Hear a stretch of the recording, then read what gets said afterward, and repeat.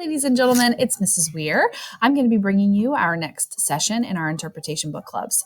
So far in book clubs, you have created reading goals. You have come up with a constitution with your book club members. You have dug into what a book club looks like through book club inquiries, and you've started reading your book. So today we're going to look a little bit more into when we read, how we go about writing about the reading that we're doing, because it's such a powerful tool that we must utilize as readers. So readers, our work for today is to answer the question, what are some qualities of strong writing about reading? So let's get started. We have to shift our thinking a little bit. I think in the past, you've probably thought, I need to read a lot. I need to read really, really fast and read as much as I possibly can. And so that's that volume of reading. But we need to shift our thinking into understanding that the quality of our writing about reading is actually greater and more important than the volume of our reading. Because as good readers, yes, it's important to read every day and to spend time in a book, but it's even more important to be thinkers while we read. And the best way that we can do that is to write about what we're reading. There are so many different ways that you as a reader can do that. And so let's go ahead and take a look at some examples. So how do we do this? These are the things that you need.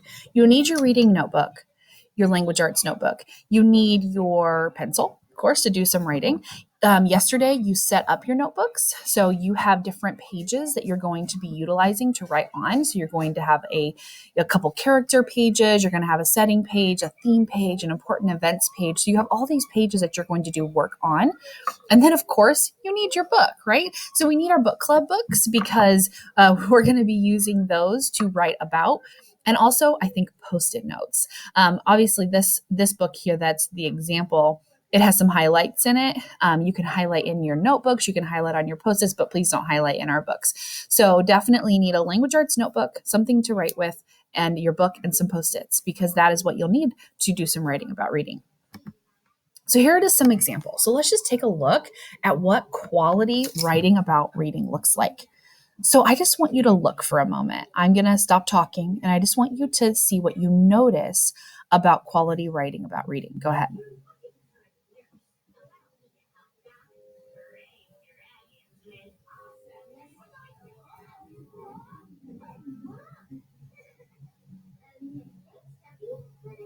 All right, so some things you might be noticing. This person has written in a couple different ways about the characters. So I'm noticing a chart that's comparing two characters, which is such great work. I'm also noticing a web that describes Flora, the main character. And so I definitely see some really great character work here. I'm noticing it's not perfect, right? I'm noticing some things that are scratched out. I'm noticing that this person is just trying new things and thinking about like, what's the best way for me to write about what's happening in my book? And it looks like she picked, I guess it could be he too, he or she picked two different ways to write about the characters in her book, because in one place she wanted to compare and contrast, and the other she just wanted to talk about this one character. And so she thought about like, what's the best way as a reader for me to write about my reading, and that's what she chose here. So let's take a look at what else we see. Okay, take a look at what you see here.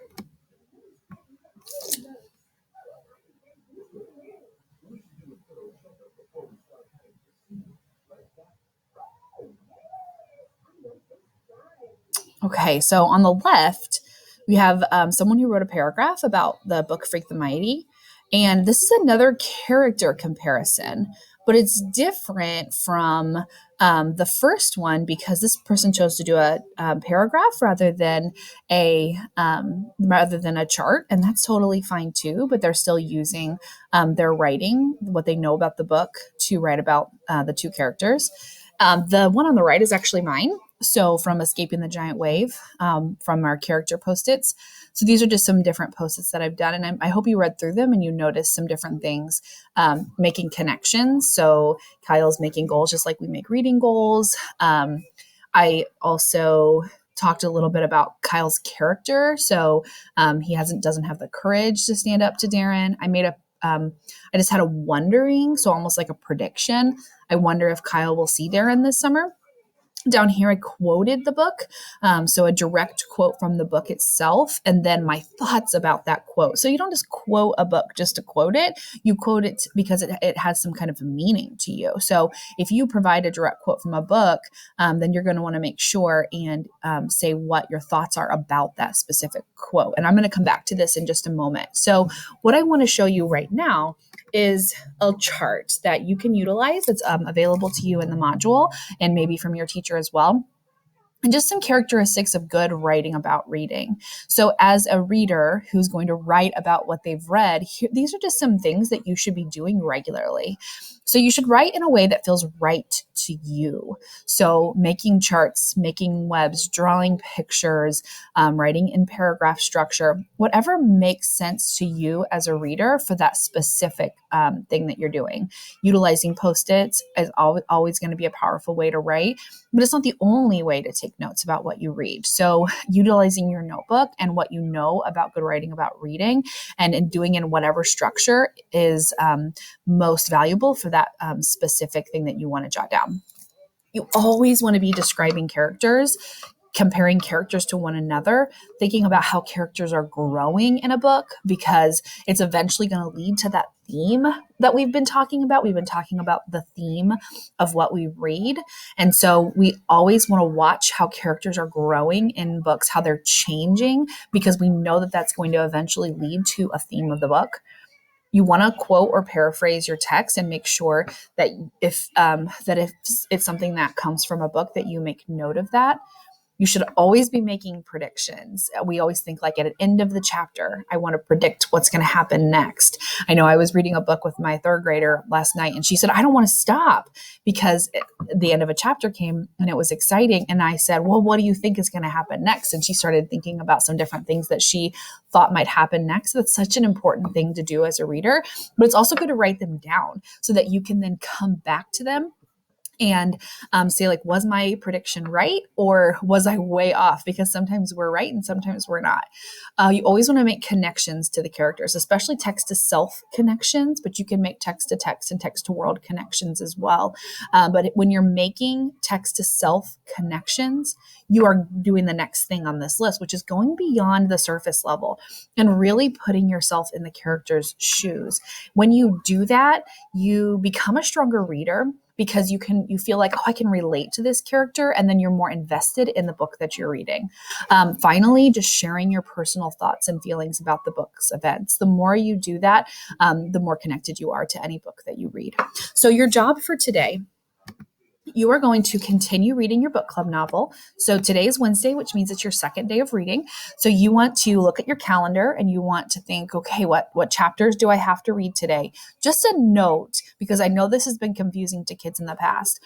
If your book club calendar says chapters 3 through 4, that means you are reading chapters 3 and chapter 4. You have to go all the way through, meaning to the end. If you're reading Fish in a Tree, you read a lot of chapters a day because the chapters are smaller. But if you're reading 27 through 31, that would be 27, 28, 29, 30, 31. Okay. I don't know that there's any that are that many chapters in a row, but when it says through, you want to read to the end of that, the last chapter that's listed there. Okay. You're going to work on your writing about reading by working on your character sketch and Post-its in your notebook. And you always want to be ready to share those. Share the things that you're learning about your protagonist and with your book club novel at your next meeting. So before I send you off to work, this is just my character pages, my protagonist character pages from Escaping the Giant Wave. So if we look on the left, we have a character sketch. It's nothing really extravagant. It's just a picture of a boy. He plays baseball. I know that about him so far. And I just listed a couple things about him. It's not going to be very deep yet, because we're only in the second chapter of the book. And therefore, this is only stuff from the first chapter, because you may not have listened to the second chapter yet. And so it's just some simple things. He's a 13-year-old boy. He has a little sister named BB. He's going on his very first beach vacation. I did put a character trait there. I feel like he's a responsible kid. His parents leave him in charge of his sister for the first time, so they also feel like he's responsible. So just kind of some basic stuff as the book starts. Of course, As we get further in the book, you're going to write more things about your character. So of course you're doing the character in your book, not Escaping the Giant Wave. And then I have those character post-its that I've already shared with you, where I made a text to self connection, where I made a prediction, and where I used text evidence and my own thoughts and feelings about that text evidence. If you remember this from chapter 1, Kyle says, it's always easy to know the right choice after it's too late to go back and change your mind. I thought that was really powerful. So I just said, this is so true. And then I thought, I wonder what choice Kyle and his family are making that they will end up regretting. So just my thoughts and personal feelings about a specific quote from the book. So as you're working today, make sure that you are doing great writing about reading. I'm going to go back here and doing these things that are listed on this characteristics of good writing about reading chart. Happy reading.